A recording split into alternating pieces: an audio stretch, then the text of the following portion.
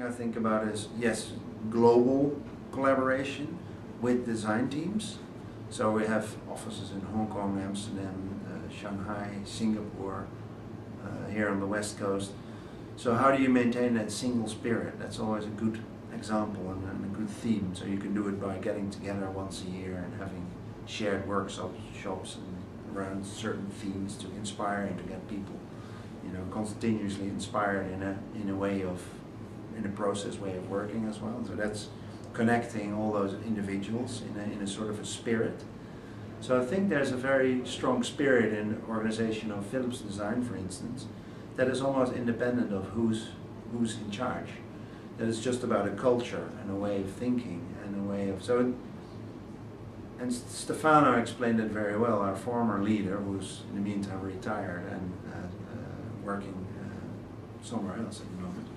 He always said, yeah, that's really, he has a good way of explaining that spirit is also independent of place or time. So you can be far away and share that exact same spirit of approach, the spirit of thinking. And that's why I think also in defining identities, an identity definition for your products or your packaging execution, the way of working and the way of thinking, the spirit behind it often defines answers in the right tone or in the right harmonized setting. It's the discussion. So you can make brand books that are this thick, that define everything, but you will often see them collecting dust in a corner because it's the discussion that actually defines the collaboration.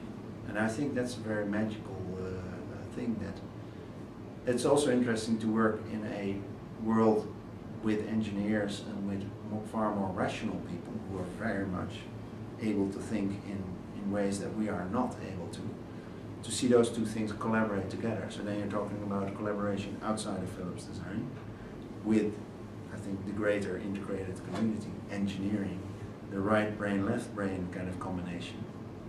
Then you see an interesting dynamic happening as well, as first thing you need to establish then is that are the lines open? Are you actually speaking the same language? Are you actually talking about the same thing? So then collaboration becomes a synchronization of topic, or even of understanding of the topic, which is a interesting one. And if you don't realize it, things go very wrong. You can have arguments, fights. Those guys, everybody doesn't understand, because those right brain, real right brain people have a tremendous analytical power and sometimes need us to, either spark or, and we need them to make things happen, because we don't actually physically make things. We support and we guide. But that interesting combination, and so as far as collaboration becomes very much the 1 and 1 is 11, or the 1 and 1 is 3. I guess the best combination of all of those is to understand a little bit of both, to have that ability, and there you see the biggest successful people who have understanding of those both sides of the brain.